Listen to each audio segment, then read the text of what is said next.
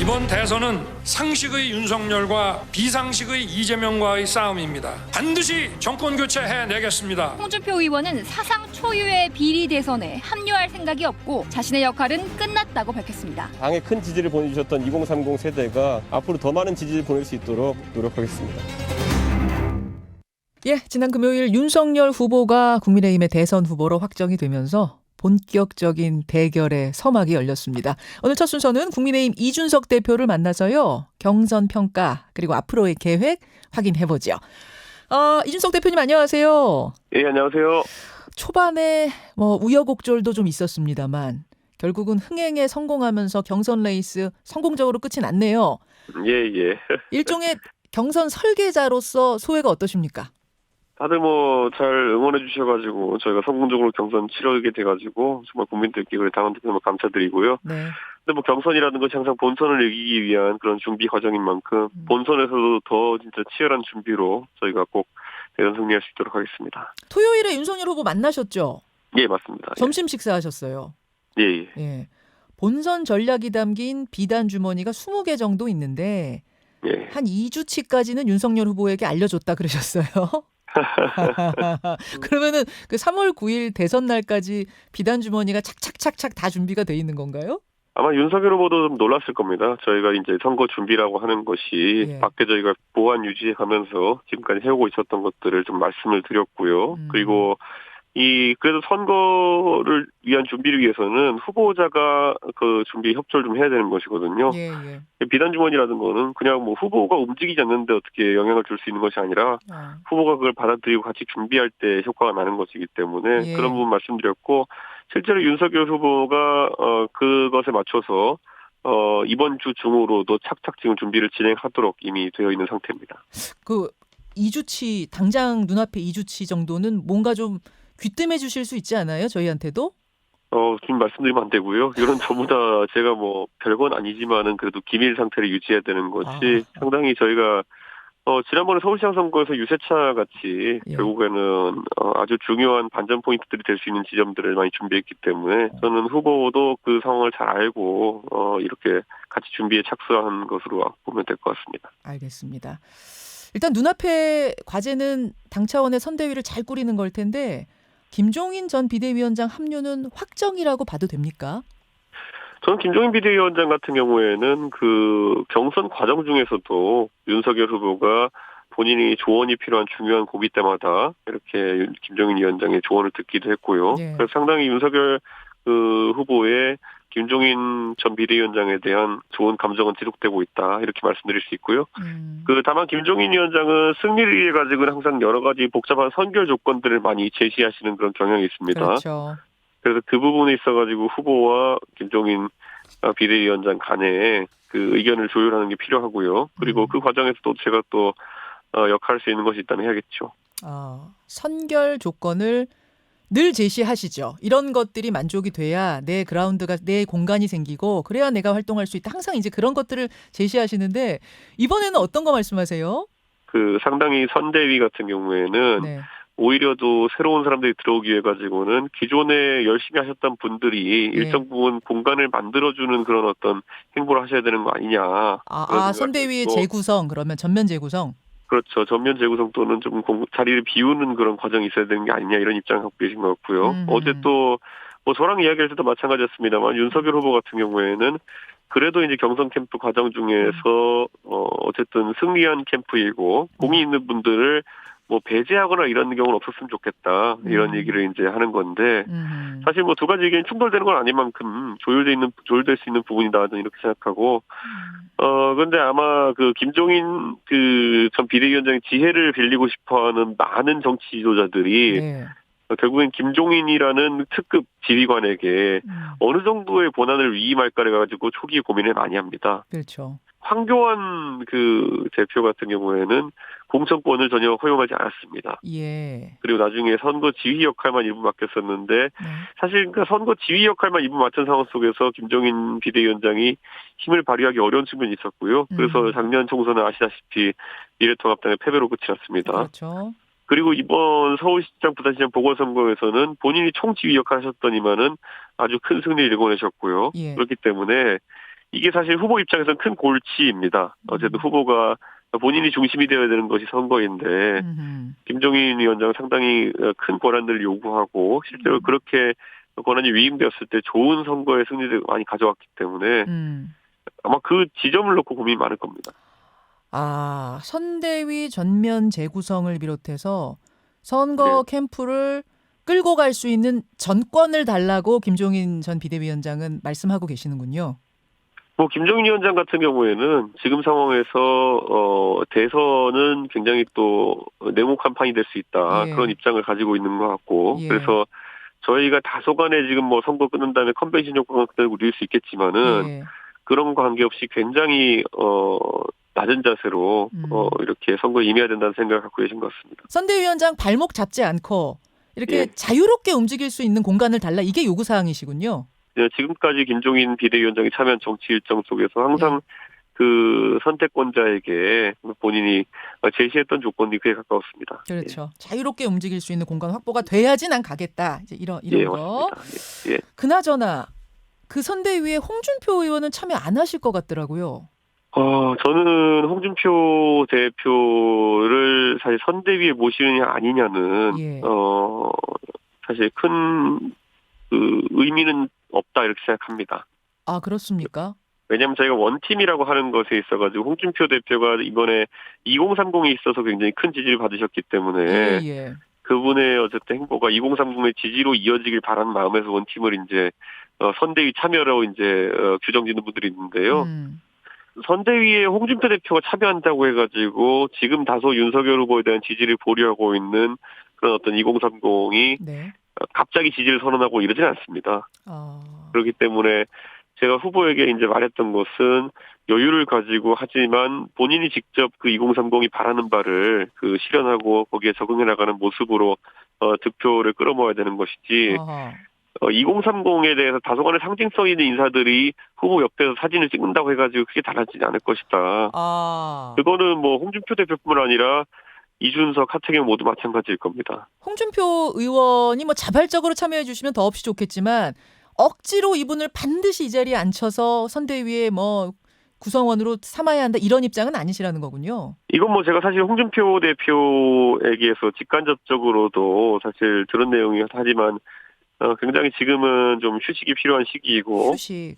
2030 지지층 같은 경우에는 네. 홍준표 대표가 낸 공약이나 아니면 이런 것들을 봤을 때 2030 세대가 이거는 우리가 관심 가질 만한 해서 자발적으로 이렇게 형성된 지지층이지 본인이 뭐 돈을 준 것도 아니고 예를 들어서 조직화를 한 것도 아니고 이렇기 때문에 본인도 이거를 뭐 본인 선대위 참여를 통해 자연스럽게 이전시키는 것은 뭐 불가능하고 또 부자연스럽다고 생각하고 있을 겁니다. 그래서 제가 소위 말하는 비단 주머니는 이렇게 이야기하는 것들도 윤 후보가 이런 지지세를 본인의 변화를 통해 가지고 서서히 흡수할 수 있는 방법들을 이제 제시하는 것이지 뭐 이렇게 너무 성급한 방법들은 아닙니다. 그러니까 2030이 억지로 뭐 이리 오시오 한다고 오는 층이 아니니까 늘 자발적으로 움직이는 이 보통은 그룹이니까. 선거 때 보면은 그런 장사꾼들이 있거든요. 내가 무슨 뭐 내가 가면 호남표가 다 따라가느니 내가 가면 뭐 충청도표가 다 있다느니 내가 조직을 다 들고 있다느니 그런 거는 솔직히 말하면은 굉장히 부도덕한 사람들이 이제 하는 그런 이야기이고, 감언이설이에요. 대표나 아니면은 뭐 이런 진짜 어떤 세대 대표성이나 지역 대표성이 있는 인사 같으면은 그렇게 가벼운 이야기는 안 할 겁니다. 근데 일단 청년들을 위한 플랫폼은 새로 개설하겠다 이런 뜻을 SNS에 밝히셨어요. 그게 무슨 그런데 뭐 이제 언론에서 앞서 나가가지고 무슨 창당이니 무슨 뭐 이런 당내 세력판 이런 말씀하시는 분들이 있던데 그런 건 아닌 걸로 알고 있습니다. 그건 너무 나간 이야기이고 그 홍준표 후보도 사실 이번에 본인이 과거 4년 전에 자유한국당으로 후보 나갔을 때에 비해 가지고 너무 달라진 환경에 대해 가지고 고민도 많이 하고 그리고 또 분석도 많이 하려고 하는 것을 알고 있습니다. 그래서 그런 부분을 좀 더 강화하고 젊은 세대 정치 참여 활성화할 수 있는 부분에 대해 가지고 고민하는 것이지 지금 대선 국면에 있어가지고 뭐 독자 정치 세력화를 하고 이런 것을 의미하는 건 아닙니다. 연구 플랫폼의 역할이다 그런 말씀이세요? 제가 안 그래도 이 부분에 대해 가지고 홍준표 대표 주변의 분과 또 홍준표 대표님과 이런 부분 진위가 무엇인지에서 논의를 좀 했는데 뭐 그런 부분에 대해서 굉장히 고민을 많이 하고 계신 것 같습니다. 그러니까 이걸 어떻게 이들의 이 의견들을 품어 안을 수 있을까, 정책에 반영할 수 있을까 이런 거요? 그렇죠. 그리고 홍준표 대표도 아까 제가 말씀드렸듯이 예. 이분이 결국에는 지금까지는 이런 젊은 세대의 지지와 함께하는 정치는 또 아니었거든요. 예. 그래서 본인도 이제 좀 약간 연구가 필요하다고 생각하시는 것 같습니다. 알겠습니다. 그러니까 창당이니 세력화니 이런 투팀은 아니다 그 말씀. 그거는 제가 어제 홍준표 대표 본인에게 직접 들은 것이기 때문에 언론이 좀 그거는 앞서 나가진 않았으면 좋겠습니다. 알겠습니다. 아니 제가 자꾸 이 홍준표 의원 행보를 질문 드리는 이유가 뭐냐면은 홍 의원이 이번 경선 과정에서 2030 지지를 많이 얻다 보니까 홍 의원이 탈락하면서 실망한 그 2030층이 탈당 원서를 내고 있다. 뭐 이런 이야기가 이제 온라인상에 나와서요. 실제로 탈당 원서가 얼마나 접수되고 있습니까?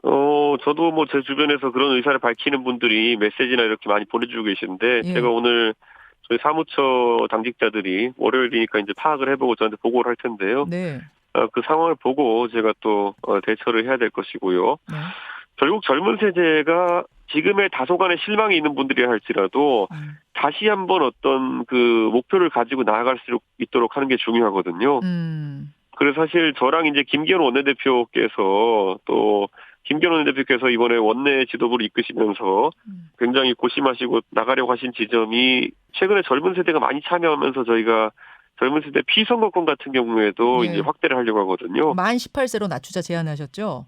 이게 그러니까 만 18세로 나가가지고 참 어떤 분들은 고등학생의 정치 참여를 이끌려는 것이냐 이렇게 생각하는 분도 있는데 저희의 이제 공약이라고 하면은 항상 선거권과 피선거권의 연령이 일치하도록 하겠다 이거거든요. 사실은 저는 기본적으로 고등학교를 졸업한 학생도 지방의원이나 국회의원이 되기 위해 가지고는 만 25세까지 기다려야 한다는 것이 정치 참여에서 굉장히 불합리한 점이라고 생각하기 때문에 이번에 꼭 그걸 개선할 수 있도록 하겠습니다. 알겠습니다.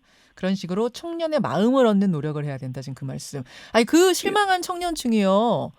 이재명 후보에게로 그러니까 국민의힘 지지했던 청년층이 이재명 후보에게로 넘어갈 가능성, 이동할 가능성도 있다고 보세요?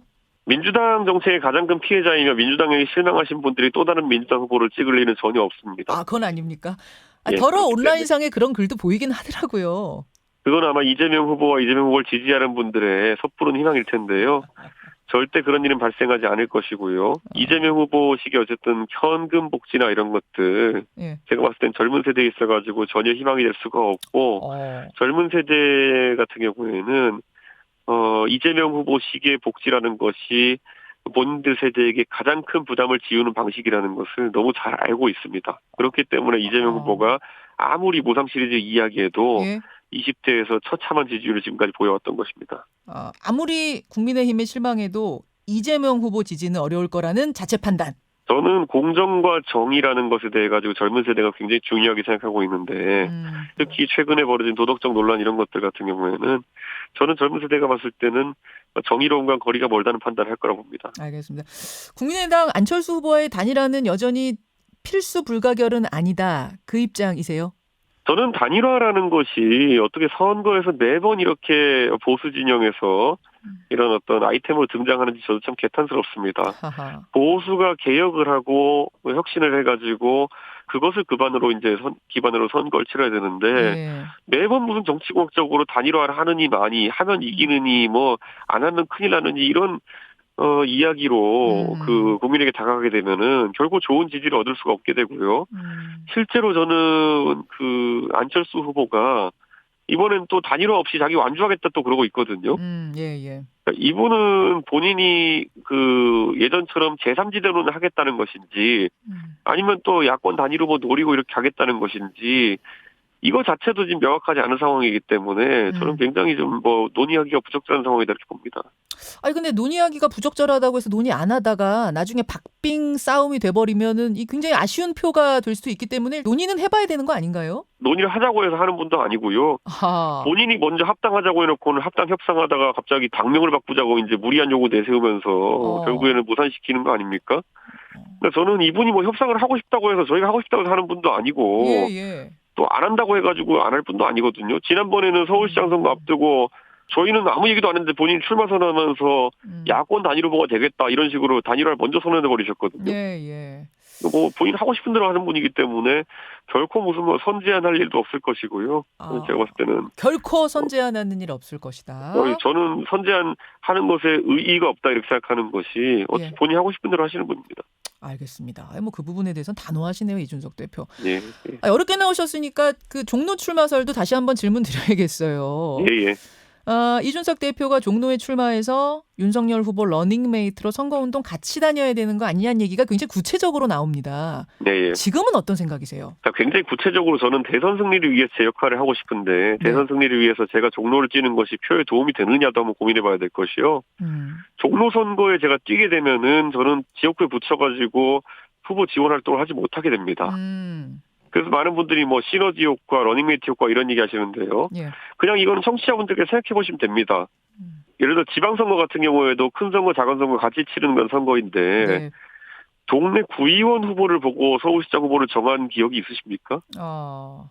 보통은 서울시장 후보 보고 구의원을 선택하신 경우는 있을 겁니다. 마찬가지로 그런 어떤 시너지 효과나 그런 것들이 제가 종로 지역구를 뛰게 된다고 해가지고 결코 후보에게 나타나지 않습니다. 그렇기 때문에 저는 그런 어떤 연계 효과를 원한다고 한다면은 네. 오히려 제가 선거를 중앙 선대위에서 지원하는 것이 맞지. 그걸 제 선거 뛰고 있으면 저 바빠서 딴 거 아무것도 못합니다. 그러면 그 자리는 누가 가야 된다고 생각하세요? 중요한 자리긴 하잖아요. 지금 대선판에서. 그거야말로 제가 뭐 후보와 잘 상의해서 결정할 문제고요. 전혀 새로운 사람이 나갈 수 있습니까? 당연히 그것도 옵션을 열어두고 있어야 된다. 저는 이렇게 생각하고요. 굉장히 지금 뭐 저희가 의석이 있어가지고 여당이 된다 하더라도 여소야대 상황이기 때문에 그렇죠. 무조건 당선 가능성. 종로가 저희에게 쉬운 지역구가 아닙니다. 아니죠. 그렇기 때문에 그런 부분 바탕으로 해가지고 네. 선거에 나가야 될 겁니다.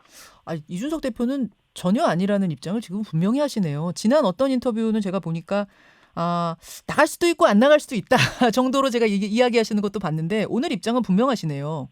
제 입장에서는 지금 선거가 참 어려운 선거라고 생각하기 때문에 네. 제 역할이 지금 대선 후보 지원에 있다 보는 것이고요. 네. 만약에 12월 전까지 저희가 뭐 선거 체제에 대한 준비가 다 되고 이렇게 된다면은 제가 뭐 종로뿐만 아니라 어떤 다른 선택도 할 수 있겠지만 저는 그런 상황이 오지 않을 것이라 보고 있습니다. 지금. 알겠습니다. 그나저나 윤석열 후보하고 경선 초반에 좀 불편하기도 하고 그러셨는데 지금은 다 풀리셨어요? 그게 뭐 제가 항상 얘기했지만은 제가 후보랑 직접 충돌한 바는 전혀 없습니다. 그랬던가요? 후보 주변에 계신 분들이 뭐 자꾸 익명 인터뷰하고 무슨 뭐 탄핵이니 이런 얘기하고 이래가지고 가짜나 가지고 제가 상대를 한 것이고 사실 윤 후보도 어제 그래가지고 그저께 사실상 조금 이야기하긴 했지만은 네. 저와 후보는 상당히 뭐 비공식적으로도 그리고 공식적으로도 여러 번 의견 조율을 하면서 그 당에 대한 어떤 내용도 후보가 알고 싶은 게 있으면 소통하고 이런 관계로 있어 왔기 때문에 물론 다른 후보들도 마찬가지고요. 그래서 지금 전혀 팀워크에 문제는 없을 겁니다. 알겠습니다. 이준석 대표 경선 치르느라 고생 많으셨고요. 앞으로도 건강 잘 챙기시고요. 예, 감사합니다. 고맙습니다. 예. 국민의힘 이준석 대표였습니다. 김현정의 뉴스쇼는 청취자 여러분의 참여로 이루어집니다. 트위터, 페이스북, 레인보우 게시판, 그리고 단문 50원, 장문 100원의 유료 문자 샵 1212, 우물정 1212 통해 참여하실 수 있습니다. 김현정의 뉴스쇼, 여러분과 함께 만듭니다.